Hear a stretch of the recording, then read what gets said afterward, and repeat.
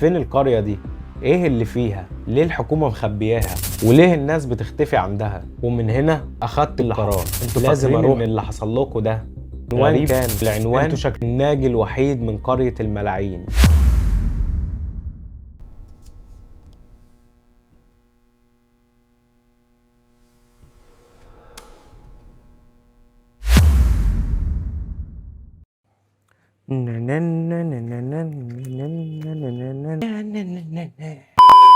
عاملين ايه؟ يمكن دي اول مرة تسمعوني، بس وعد مني مش هتكون الاخيرة، لان بسبب اللي حصل لي في حياتي بقى عندي قصص وتجارب انا نفسي ساعات ما ببقاش مصدق انها حصلت لي. والبداية كانت دايما بتبقى بسبب الفضول. ايوه، الفضول اللي ياما دخلني في اماكن واهوال اللي اي بني ادم طبيعي عمر عقله ما هيستوعبها.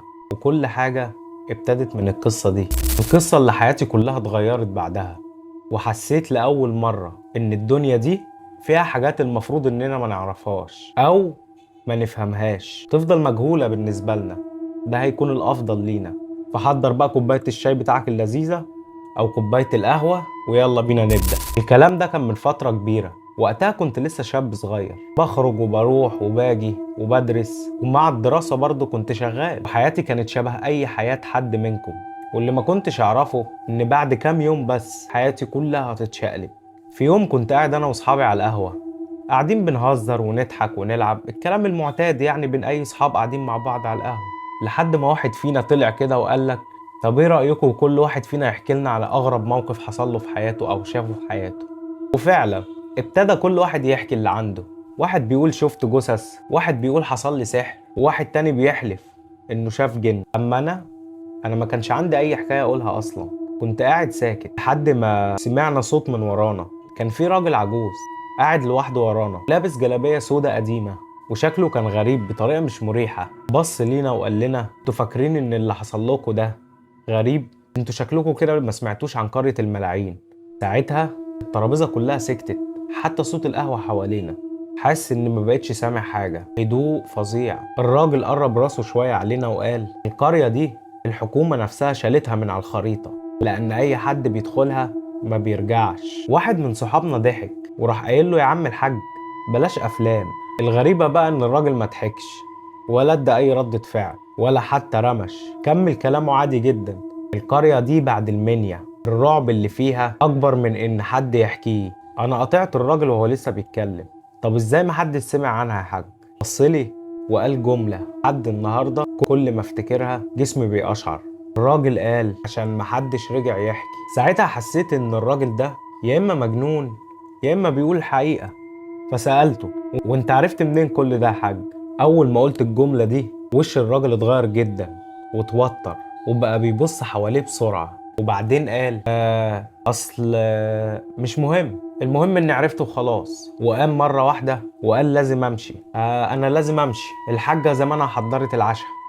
ومشي ببساطة، سابنا ومشي. لما مشي مليون سؤال دخل دماغي، بس كلنا وقتها ضحكنا وقلنا الراجل شكله بيألف. لكن أنا الكلام دخل دماغي. أول ما رجعت البيت ما كنتش قادر أبطل تفكير، إزاي مكان زي ده موجود ومحدش يعرفه؟ ولو فعلا موجود إيه اللي حصل جواه أو إيه اللي بيحصل جواه؟ بصراحة الفضول كان هيموتني. جبت اللابتوب بتاعي وكتبت اسم القرية، وفي الأول ما لقيتش حاجة، وده اللي خوفني أكتر، كأن المكان ده مش موجود أصلا. بس فضلت أدور من موقع لموقع ومن صفحة لصفحة ومن فيديو لفيديو لحد ما لقيت أول طرف خيط، صورة لجورنان قديم، والعنوان كان حادثة الاختفاء رقم 43. وقتها قلبي دق بسرعة. فتحت المقال وكان مكتوب الأمر أصبح مريب بصورة لا يمكن تجاهلها. أهالي الصعيد يعيشون حالة من الذعر والحكومة ترفض التدخل.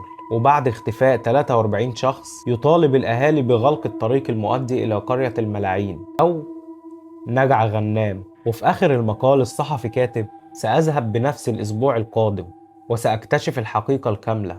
ودي كانت آخر مرة الصحفي ده يتشاف فيها. فضلت أدور وأدور وأدور، لكن ولا أي حاجة، ولا خبر ولا تكملة للتحقيق. كأن الراجل اللي كتب المقالة دي قبل كده اختفى. لحد ما لقيت صورة تانية كانت برضو الجورنان قديم، بس المرة دي كانت سنة 1971. العنوان: الناجي الوحيد من قرية الملاعين. بدأت أقرأ، وكان الحوار مع راجل بيقول إنه خرج حي من القرية. الصحفي سأله: وصلتها إزاي؟ والراجل رد عليه وقال: كنت شغال في القاهرة ونازل أعيد مع أهلي في المنيا، بس للأسف ملحقتش القطر، فأخدت عربية خاصة، وفي نص الطريق العربية عطلت. وبعدين الراجل قال حاجة خلت الدم يتجمد في عروقي. وانا راجع للعربية لقيت بنت صغيرة بتعيط، مسكت ايدي وقالت لي انا تايهة. وفي اخر المقالة الراجل قال جملة واحدة بس: لو شفت بنت صغيرة قبل ما ادخل المنيا اهرب. لما الصحفي سأله: شفت ايه جوه القرية؟ الراجل رفض يرد وقام ومشي، ومرضيش يكمل الحوار مع الصحفي. ده اللي كان مكتوب قدامي. وقتها انا ما بقتش قادر اسيب الموضوع. الاسئله حرفيا كانت بتاكل دماغي. فين القريه دي؟